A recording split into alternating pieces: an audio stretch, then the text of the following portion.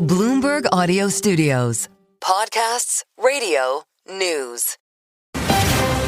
You're listening to the Bloomberg Balance of Power podcast. Catch us live weekdays at noon and 5 p.m. Eastern on Apple CarPlay and Android Auto with the Bloomberg Business app. Listen on demand wherever you get your podcasts or watch us live on YouTube.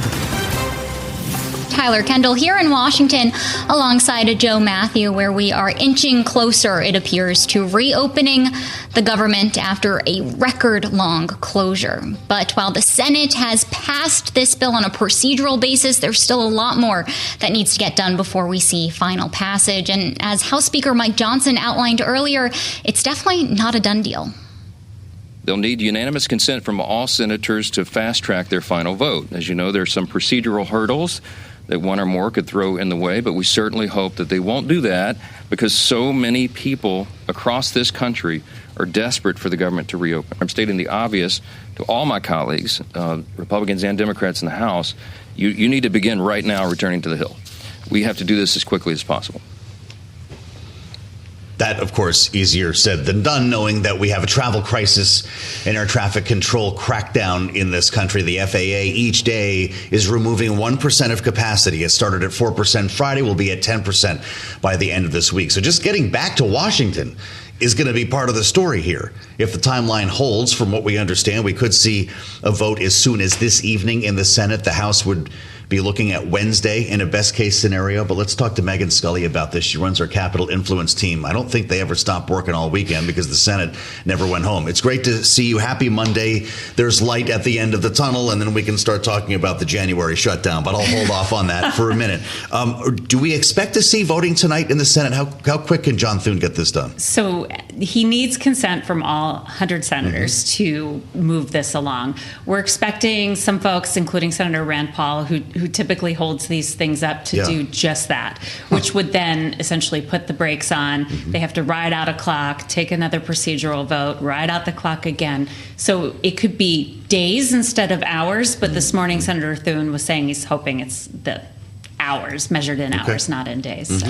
Have we heard from the White House on where they stand on this plan? Because while it would include the stopgap measure, reopen the government, as Joe mentioned, to January 30th, it also appears to have this pullback when it comes to the firing of federal workers, which, of course, is a policy that this White House really championed. Yeah, so we have not heard anything as of yet from the president himself. We are hearing rumblings from the White House that he is on board with this. Senator Thune said that the compromise had been floated with President Trump last night, and that he expects Trump to sign it if and when it eventually makes it to his desk. What's it like in the leadership offices right now, for Democrats, that is? Because these 8 senators broke ranks, right? Chuck Schumer was still a no, and Hakeem Jeffries just made it pretty clear that he's going to stay a no. They don't like what's going on here, but they've not managed to keep everybody from voting a certain way. There you have on your screen on Bloomberg TV the 8, including Dick Durbin, by the way, in the leadership, who decided to just say, let's get this done. What does this mean for Chuck Schumer now to lose 8 votes like this? A lot of folks are calling for him to step down. We hear this type of thing when voting doesn't go a certain way. But how confused is this in the leadership office? So I think that it's telling, Tyler said it at the top of the hour, that none of these 8 are up for re-election next November. That is key here. And to me, indicates that there was some game of chess being played as to who was going to step up and kind of hold their nose and vote for this. Senator Durbin, as you mentioned, is a member of leadership. He is not one you would typically see voting with Republicans on an issue. He is, however, an appropriator, and most importantly, he is retiring. So that makes him a safe vote. I think that that was all built into the calculus here. Of course, Schumer got blasted just months ago when he acquiesced to Republicans and kept the government open back in March amid concerns that Trump was too powerful and too popular at that moment. This, though, has been going on for some 41 days, and the calculus is changing, particularly as people go without their food benefits. So that's the Senate. What are you watching for when this gets over to the House, not just on the Democratic side, but also I'm wondering about House conservatives that weren't able to negotiate some of these spending levels and the bills that are tied to this? So things like the RIFs, the fired federal workers that you mentioned. Some of the spending aspects of this could really cause some consternation, particularly with members of the House Freedom Caucus. We're seeing some tepid support, but that's far from certain at this point. The House majority, the Republican majority, is so narrow that they can only really afford to lose 2 or 3 votes and still get this through if Democrats remain united in opposition.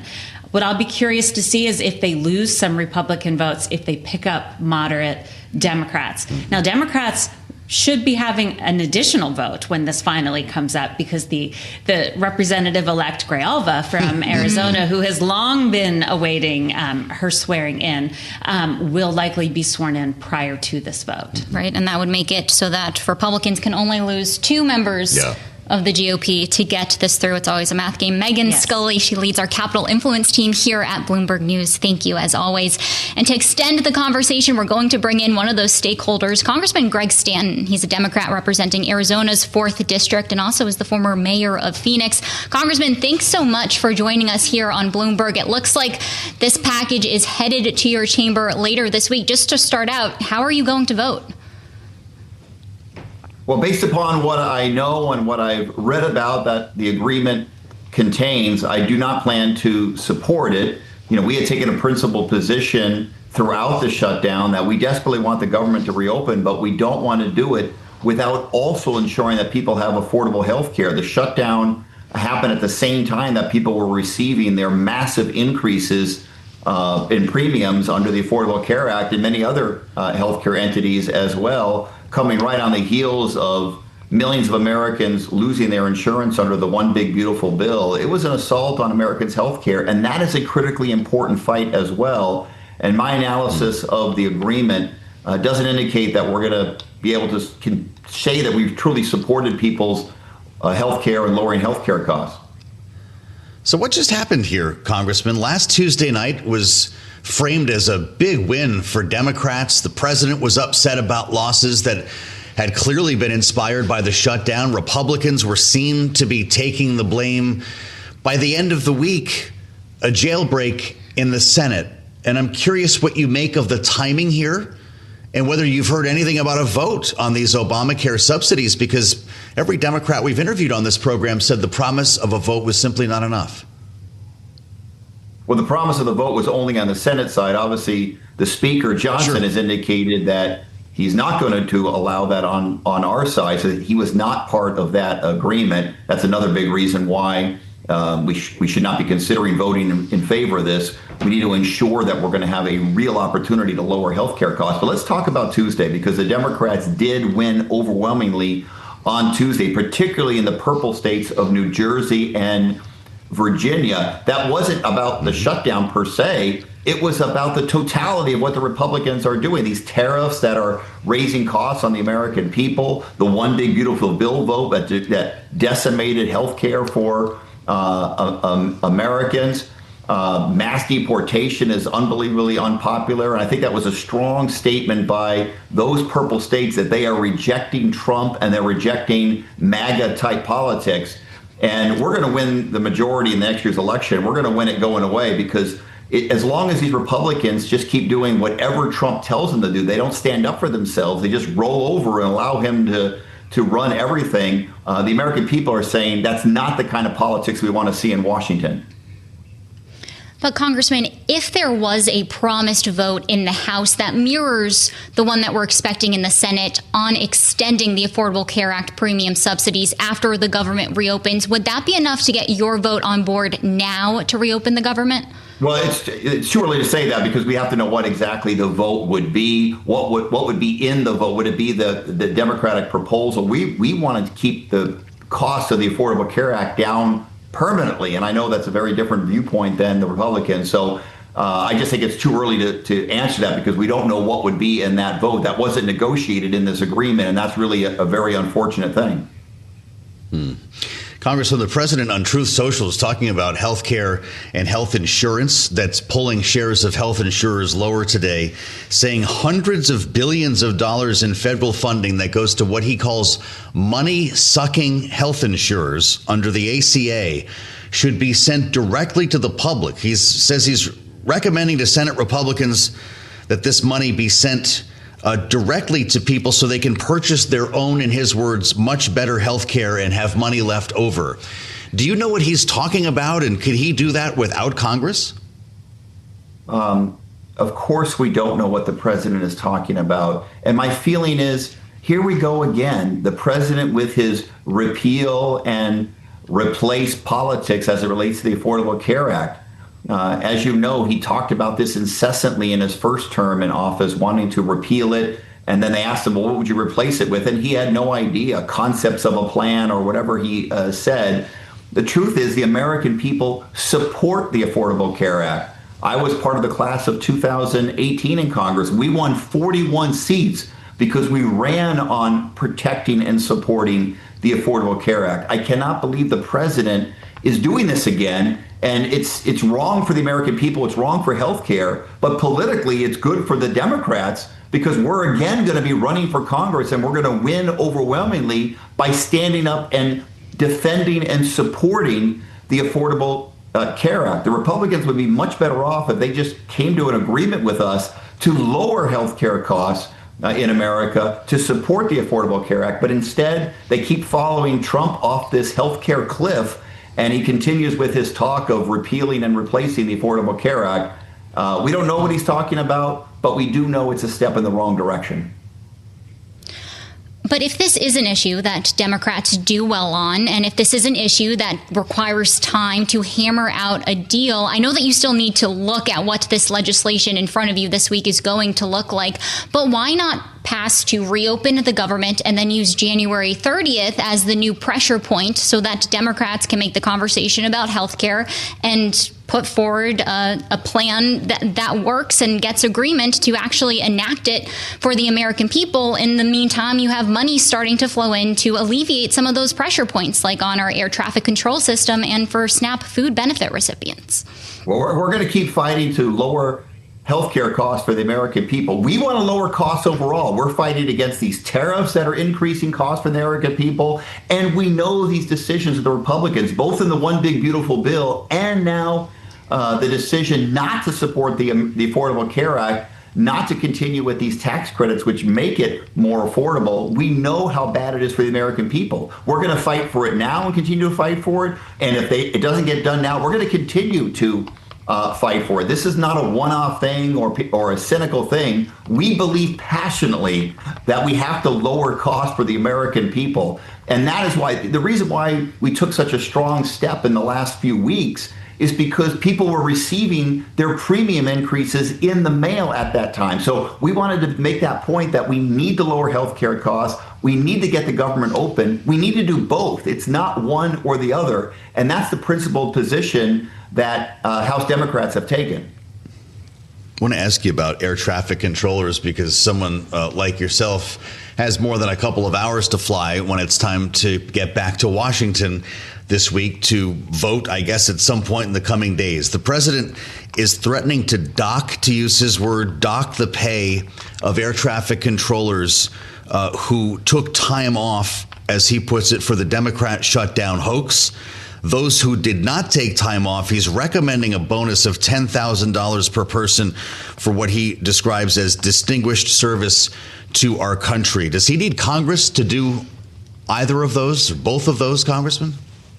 Yeah, we saw with the whole Doge thing with Elon Musk and him coming in and trying to unilaterally fire a bunch of employees and do it indiscriminately, and then they had to beg these employees to come back because neither Elon Musk nor Doge actually understood what they did. This has echoes of that. Look, all of the air traffic controllers are our heroes, and many of them were not able to work the overtime that they normally worked because they weren't getting paid, so they had to do child care or some cases had to work a second job in order to have some level of income. Those air traffic controllers are the heroes of this shutdown. In fact, I went so far as to say that I actually supported Secretary Duffy, the Secretary of Transportation, in lowering the number of flights at the 40 busiest airports because safety of the traveling public has to be the highest priority, and these air traffic controllers are committed. I wish we had more time with you, Congressman. Greg Stanton, safe travels back from Arizona. We'll see you here in the Capitol. I'm Joe Mathieu. This is Bloomberg. You're listening to the Bloomberg Balance of Power podcast. Catch us live weekdays at noon and 5 p.m. Eastern on Apple CarPlay and Android Auto with the Bloomberg Business app. You can also listen live on Amazon Alexa from our flagship New York station. Just say, Alexa, play Bloomberg 1130. Here in Washington, alongside Joe Mathieu, where we're tracking any developments around potentially reopening the government, as it seems lawmakers are picking up at least some momentum this week, and it comes as Americans have watched this crisis drag on. We saw consumer sentiment hit a near record low last week, according to a new preliminary reading in November from the University of Michigan. And we have a new data point of our own here at Bloomberg News. A new Harris poll conducted for Bloomberg and released today finds half of respondents in October, Joe Mathieu, said the economy wasn't working for them. That was up from 41% in February. As we know, there have been a slew of economic policies that have hit Americans so far this year. And as you can see on the screen, Republicans weigh in differently than Democrats, and it's frequently independents we're looking at in which way they're breaking here. But it does come down to a very similar conversation to the one that we were having on Friday when consumer sentiment, consumer sentiment came out, and the comparisons to the prior administration. I'd love to get Jared Bernstein back in here, to be honest with you, to talk about this. You know, do you want to believe me or your lying eyes type of approach where people are not feeling great, but the president is telling them that the economy is better than their experience? This is something that Joe Biden learned a lot about, trying to get prices back down, and the president is still trying to figure out the job. Yeah, I'd say we definitely do it. Let's invite Jared back on to talk about this, because Tyler, it is something that Democrats and Republicans have in common. Right, exactly. And both administrations have said that it will take time to see their economic policies work through the economy. I was struck in our story that's on the Bloomberg terminal about this data. It shows how we've seen Trump administration officials at first say that we would see those results by the fourth quarter. We're now seeing them push out those estimates to next year. And the economy, of course, has been critical for this White House because President Trump's potential handling of the economy was the issue, according to all of our Bloomberg News polling, in those critical battleground states that really helped propel him to the White House. That's true. And this is why we're hearing about it more from Democrats these days, in some cases, than Republicans. We assembled our political panel for their take on all of this. Bloomberg Politics contributors Rick Davis and Jeannie Shanzano are with us. Jeannie is Democracy Visiting Fellow at Harvard Kennedy School's Ash Center. Rick is our Republican strategist and partner at Stone Court Capital. You spoke to this when UMich came out on Friday, Rick, and I guess against the backdrop of what we've seen in the past 24 hours, it's just curious. Democrats outperformed in elections last week. Republicans taking the blame for the shutdown. You add this particular layer here. Republicans are on the ropes when it comes to affordability, specifically as an issue. Why then do these 8 Democratic senators turn around and vote yes on the deal? What do you make of the timing? You know, I think that, look, we're already at the historically longest government shutdown in history. There's an enormous amount of frustration, grinding of the gears. We've talked a lot about, you know, the flight situations, but also government employees out of work, not getting paid. There are a lot of pressure on these members of Congress, regardless of what the status of negotiations are, who's getting what out of the deal, to say, you know what, we've had enough of this. Let's get government back open. Let's get these people back working. Let's get the air traffic controllers back in the terminals. And we can beat each other up over policy all day long after that. But I really don't think it's much more than just doing your day job, right? Your day job is not to shut down government. Your day job is to make government work. This is the first step in that direction. But they do it with the veil of a very grumpy electorate, right? I mean, you know, a lot of the economic progress that's been made under Donald Trump has been made with, you know, wealthier individuals and corporations. And there are a lot of folks feeling totally left behind. Hey, that sounds just like the Biden administration, where they had some economic progress, but they weren't able to translate it down to the working class. And so, you know, this poll that you have really screams out independent voters are grumpy about the economic situation and their future. And the future is really the thing that barks out in this poll, as does the Michigan Consumer Sentiment Index. in that even though they might be feeling fine right now, and that is borne out by some macro and microeconomic factors, they think the future is dismal economically, and that is causing a lot of disruption. And we saw some of that disruption last Tuesday with a massive vote for Democrats, a big turnout of voters, and a real disruption in the political system. Well, Jeannie, let's get your thoughts on how American sentiment is being impacted by this government shutdown. And then also go back to this question on a timeline, which mirrors what Joe was asking Rick, because we know that at the heart of Democrats' demands was that they want to see changes when it comes to health care. But realistically, how long is it going to take to hammer out a deal with Republicans on health care? And could Democrats afford to do that while the government shutdown dragged on? Yeah, I think these 8 folders, as I'm calling them now, Tyler, they decided that they were not going to be able to get there from a policy perspective. And that is in keeping with what we know historically about shutdowns. Shutdowns are never about policy changes or seldom result in policy changes. What they are framing mechanisms for these parties to say, we are the party of X. In the 95-96 shutdown, the GOP was able to say, we are the party of responsible budgeting. We want to deal with the debt. We want to balance the budget. Today, the Democrats can claim the mantle of we are the party focused on affordability and the health care of Americans and making it cost effective. And that's something they hope to take into 26. That said, it's very hard for Democrats in particular to keep a shutdown going on as long as they have, because, of course, Democrats are a party of government. They want the government to be active. And so to shut it down makes very little sense for most moderate Democrats. And I thought the poll that you're just talking about, the Bloomberg-Harris poll, is fascinating because the numbers, Donald Trump's approval, he's under 18% underwater on the economy, and only a third of Americans in this poll saying the economy is on the right track. And what is Donald Trump doing? He's low flying over football games. He is avoiding every opportunity to talk about the economy. He's sitting in the White House last week, as we talked about, saying affordability is a con job. Well, these are not the words of somebody focused on making the economy right. And this comes on the heels of both Scott Bessent and Kevin Hassett saying that parts of this economy are in recession. So the question here is, at what point does the president take that seriously and the GOP start to address it? The longer they avoid it, the better politically for Democrats going into 26, but the worse for working class and average Americans in the moment and as we go forward. We just heard from Adelita Grijalva, a name that has been coming up a bit more now that the government appears to be on the threshold of reopening. The representative-elect would be sworn in to take part in this vote. Just out with a statement here from her district in Arizona, quote, I am planning to travel to Washington, she writes, after hearing through Leader Jeffries and media reports that Speaker Johnson finally intends to swear me in. I guess that invitation hasn't come directly. While I'm eager to get to work, she writes, I'm disappointed one of my first votes will be on a bill that does nothing to protect working people from skyrocketing premiums, loss of health coverage, or do anything significant to rein in what she calls Trump's abuse of power. So I guess that's a no.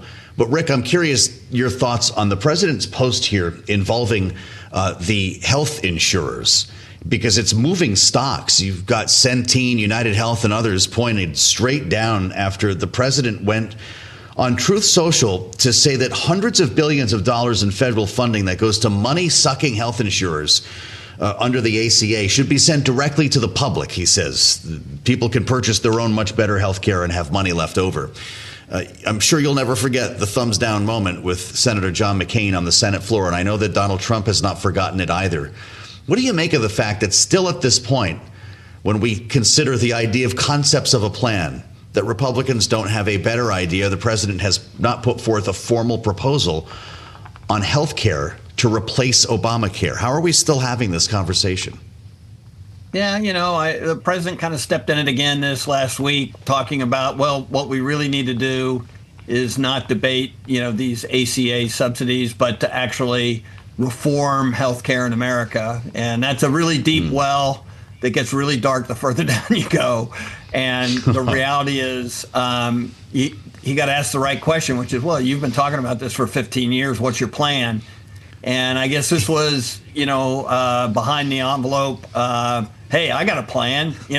Don't give the money to insurance companies, give it to the individuals who I guess, unless I'm misreading this, then give it to the insurance companies for health coverage. So, I'm not exactly sure how this Ponzi scheme is supposed to work, but I think it's just a reaction to not having a plan. And all the best advisors in the world, you can imagine, he called them in and says, "What's my plan?" And they're like, "Hey, we don't have a plan."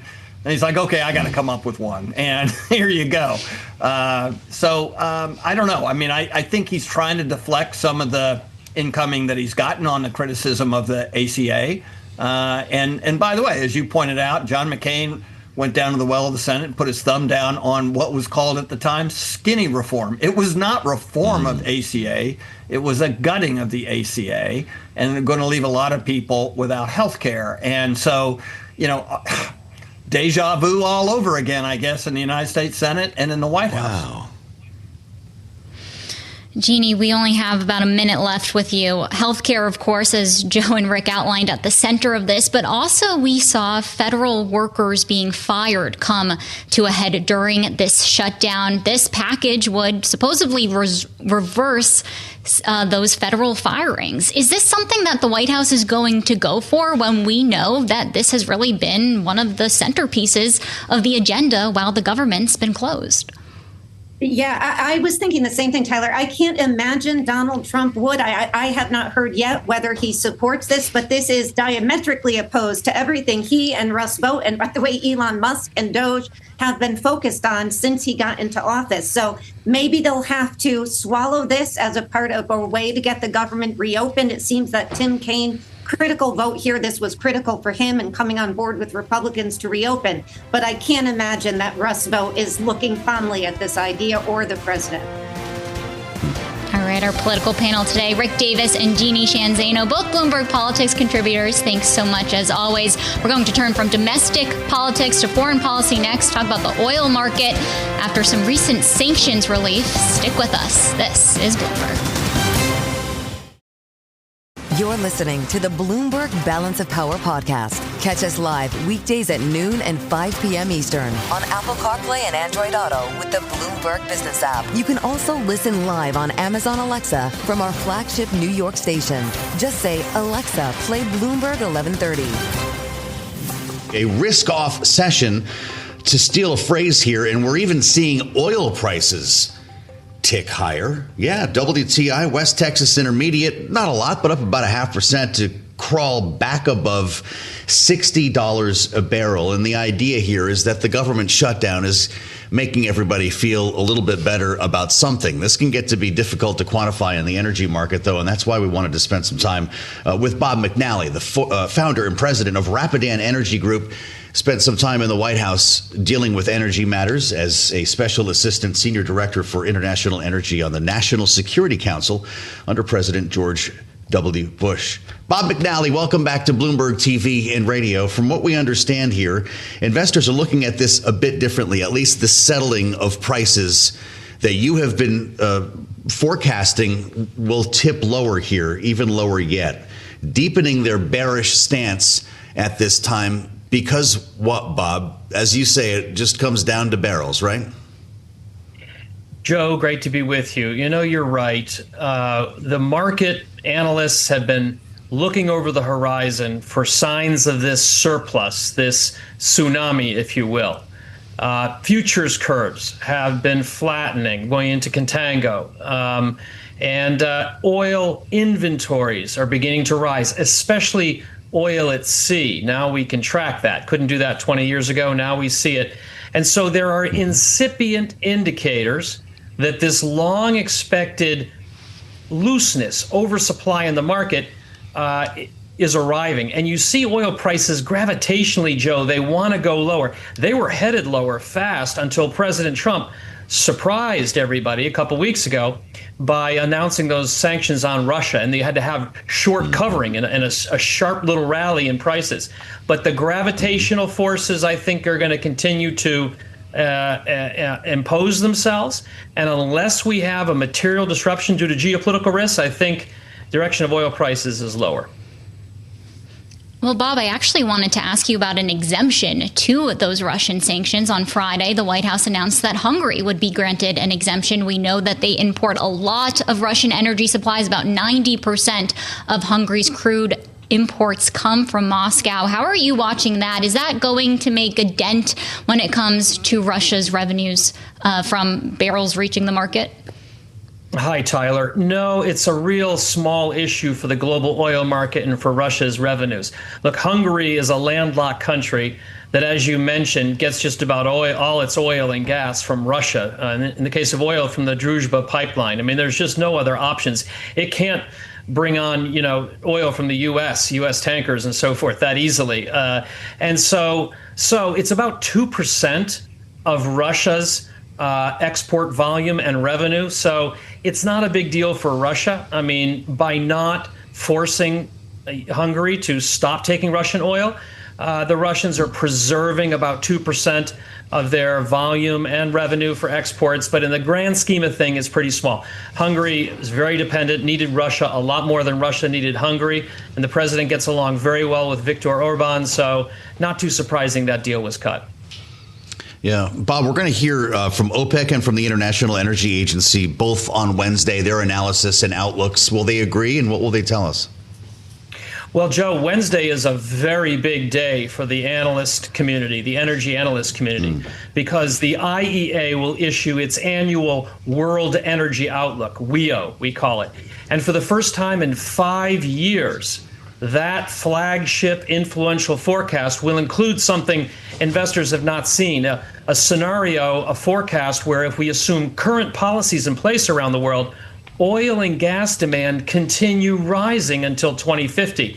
For the last 5 years, the IEA has only issued forecasts that show oil and gas demand peaking around 2030 and then either plateauing or falling. So while we may be talking about a glut up here in the front in the beginning couple quarters of next year, what the IEA is going to reveal for folks, again, Rapidan has been of this view for a long time, but is that the medium to long term is looking a lot tighter. Because one thing everyone would agree, Joe, we are not investing enough in oil to supply a world in which demand keeps growing after 2030, as the IEA for the first time says it might, instead of peaking by then. So very big day for the world energy community and the IEA on Wednesday.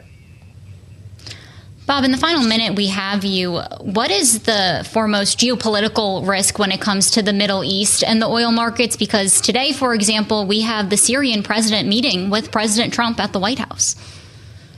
The biggest risk remains Iran. There was an excellent Stephen Erlanger, a New York Times report the other day, end of last week, I think, pointing out something we've been advising clients for a while. It's not over. We had the June war. And then people aren't paying attention anymore. But Iran is reconstituting its nuclear weapons systems and its other means of terrorism. And Israel is not in a mood to allow that to continue. And I think if you ask me, what is the biggest risk? It is that we have a flare-up again of military conflict in the Gulf, and that unlike June, Iran or others start targeting major Gulf infrastructure. The lion's share of oil and gas production, exports is still in that region. It's not over with Iran, so that's the one that I think I would worry about much more than what's happening in Syria or even Iraq. All right, Bob McNally, founder and president of the Rapidan Energy Group. Thank you so much for joining us, as always, here on Bloomberg Television and Radio. We didn't get into this part of the conversation, but we know that President Trump has had his sights set when it comes to lowering energy costs, and it appears that the administration is taking aim at another high cost for consumers when it comes to the price of the food industry, in particular consumer beef prices, which have jumped 16% this year, according to the USDA. Tyson's Foods today saying it expects profits to be little changed next year as beef continues to lose money for the company. And now President Trump is directing his Department of Justice to look into allegedly driving up prices when it comes to the meatpacking industry. To unpack all of this, we're joined now by Doug Farrar, principal at Maywood Strategies and former senior advisor to FTC Commissioner Lina Khan. Doug, it's good to see you, and thanks for coming in. Can you just walk us through this? The Trump administration is now trying to launch an investigation, which sounds similar to some of the investigations that we saw launched under the last administration. How feasible is this for an investigation like this to get off the ground? Well, thanks for having me on. So it's going to be tough. They cut staff quite a bit. Obviously, we know about DOJ. A lot of staff have left the FTC and the DOJ. And when you run functionally a law firm and you take on some of these major investigations, you need a ton of bodies. You need a ton of really sharp lawyers, subject matter experts to really make a case. And this market is definitely one worth looking at. So I think it'll be a challenge, and we'll see if they have the attention span to see it through and the staff to really make a difference. I need to ask you about what's going on at the FTC, not that you're there any longer, with regard to Pfizer. This story today is remarkable, and Pfizer is a mover because of this. Albert Bourla learned that the board at Metsera had voted unanimously to accept Pfizer's takeover offer, which it was competing with Novo and had been some other companies. Turns out the FTC picked up the phone and called Metsera to warn the company that it would look unfavorably on the corporate structure that would have been included under the Novo deal. And just like that, we've got a merger Monday. Is that legal? Well, I'm not following it as close as you are, as you said, but I know that the agency said they weren't granting early terminations during the shutdown period, and they've obviously gone back on that. And so I think that that's an interesting data point to look at as you consider what's going on at the FTC right now and how they're examining mergers. But yeah, it's a complicated To case. what extent, though, is the agency allowed to actually get involved on a direct level like that with a proposed deal?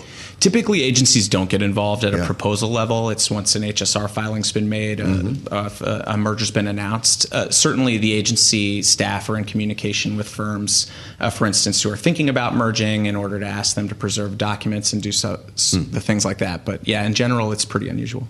A lot of this is coming down to this idea of antitrust going up against big companies. We're seeing affordability really come to the forefront, particularly after Tuesday's recent elections. I'm wondering how you're watching this administration navigate that issue. We saw Democrats come off with a win, but now we have President Trump and the administration announcing some of these initiatives that are geared towards, they say, lowering prices and breaking up competitiveness.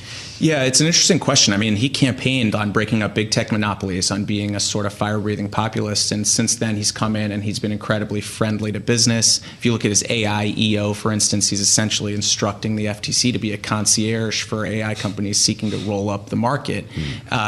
So this is a big shift, and I do think it's driven by politics. The attention span of this administration is not long, and in order to really make an affordability agenda based on antitrust enforcement, for instance, you have to find good cases, bring them to court, win on appeal, and it takes a lot of work, and they've lost a lot of staff, and it takes a lot of attention, and it makes a lot of people mad. And you go back to the meatpacking industry, some of the meatpacking executives have incredibly cozy relationships with the president. So if he decides he really wants to go after them, is he going to get an angry phone call? Is that going to change things? Maybe there's a donation to the ballroom. Who knows? Right? It's kind of an open question. Interesting. You look at the likes of Goldman Sachs. Listen to what David Solomon is saying about the pipeline right now. We heard a lot about animal spirits when this president went back into the White House. Is that coming to fruition? Are you seeing the pipeline filled in a way that people expected?